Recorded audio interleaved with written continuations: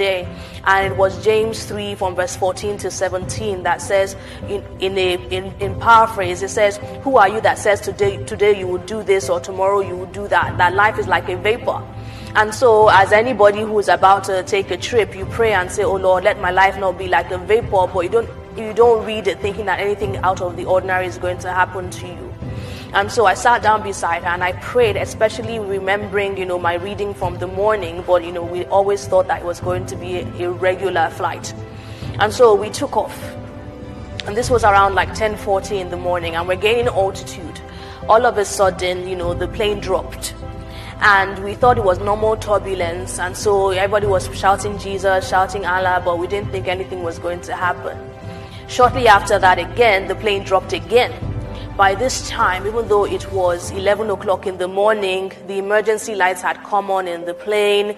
Outside was dark. The Christians were shouting Jesus. The Muslims were shouting Allah. Children were crying. It was a little bit of mayhem. But still, we thought it was just really bad turbulence, and we're waiting for the pilot to regain control of the plane. Shortly after, I look out of the window, and for lack of a better way to describe it, I hear a loud bow. I look back in front of me, and I'm sitting exactly the way I was sitting in the air, just that in front of me now was grass. The plane had crashed. Now, people ask me, did you black out? What happened? And I always say to them that before that day, I believed in God, but that day I believed in the power of angels, because literally the same way I was sitting in the air is how I was landed on the ground. And you would say, okay, maybe all of us that were in that, segment of the plane, that's how we landed, but that wasn't true, because Esther, who was sitting beside me, the impact of the crash flung her somewhere else.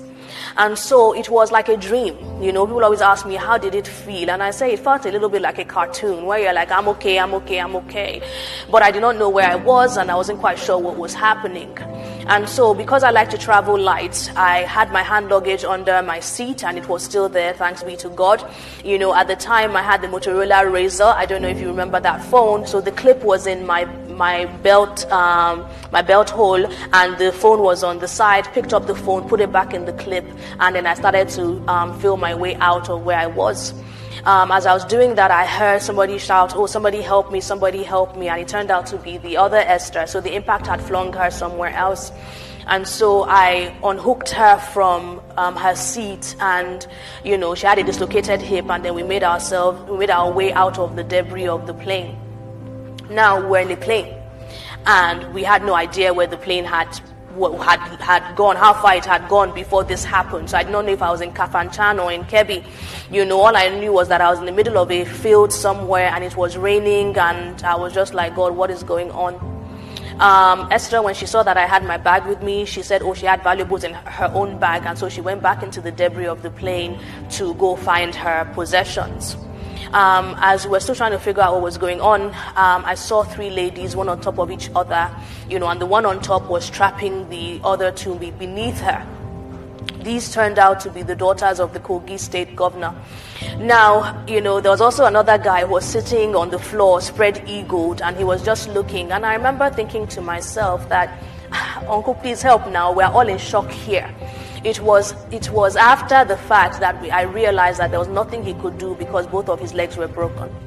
And so I was trying to remove the lady on top, and I saw things that I never want to see again in terms of bones showing and all of that stuff. And I remember her crying out in pain.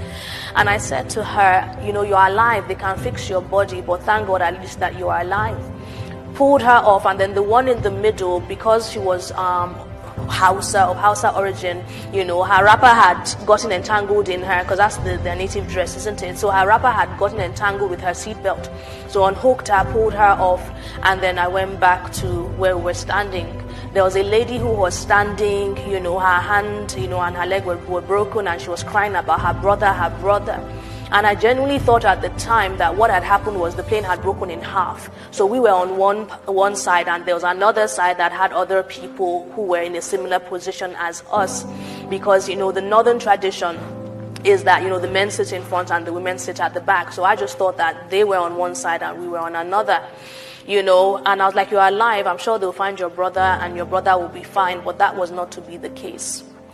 Shortly after, we saw villagers come out, and we realized then, because of what they had said, that the plane had crashed outside of the airport. But the people in the airport did not know that the plane had crashed just outside. And so the villagers ran into the airport to let them know that the plane had crashed, and also to find transportation for those of us that were able to walk. And so they came with a pickup truck to take me, the other Esther, and this Hausa lady that was crying for her brother, because we were the three that could actually walk on foot. So they took us in the pickup truck, and it was probably one of the worst rides of my life, because we're in the jarring, muddy field, and I just kept getting bumped about. And we got to the airport hospital, and I had an irrational desire to be as far away from the airport as possible. Because I got to the airport and it was mayhem. They were bringing in dead bodies. It was just crazy. And so I called my friends who had literally dropped me an hour or so before, and I said, this is what has happened. Please come and get me. I need to be out of here. And so they came to pick me up and took me to a private hospital, where the first thing that they did was to put me on a morphine drip because I had a banging headache. I remember one of my friends calling me, and I made small talk with her because I didn't necessarily want to let her know that I had just been in such an accident. I remember also my mother calling me, and my mother did not know I was on the plane, and so she said, oh, I heard that there's something happening, a plane that was bound for Sokoto crashed in Abuja. The airport must be crazy. And I said, yeah, the airport is crazy. I couldn't tell her that, her daughter was on that flight. And so I stayed in the airport, in the hospital, taking the drip and everything. But then it became apparent that I would have to go to the military hospital where the survivors were being kept, so that they would not think that I had died and they just didn't find my body. And in fact, earlier Wikipedia entries say, oh, Esther Amoda, one of the plane crash survivors, deemed dead, now alive. And so I went to the military hospital where they were keeping the survivors. And just to put it in context, of the 105 people that were on the plane, only 9 survived. And of the 9 that survived, only 1 didn't have any injuries, and that was me, to the glory of God. And so I was in the military hospital, and I was kept there for 3 days to make sure that I did not have any internal injuries, which I did not. And so the next morning, I wake up about 4 a.m. and CNN, is carrying the story, and I see what happened. I see the part of the plane that survived, and I am weeping. I am in tears. Because if you remember, I said I thought that the plane had broken in half, but that was not what had happened. In fact, the only part of the plane that survived was the tail end of the plane, and literally where the mouth of that, the part that survived hit the floor is where I was sitting. And I wept. I remember a nurse saying, why are you crying? You should be happy that you're alive. I'm like, that's why I'm crying. I'm crying because, I'm happy that I'm alive. And the ADC people, when they came on their courtesy visit, they said literally that was the only part of the plane that was intact.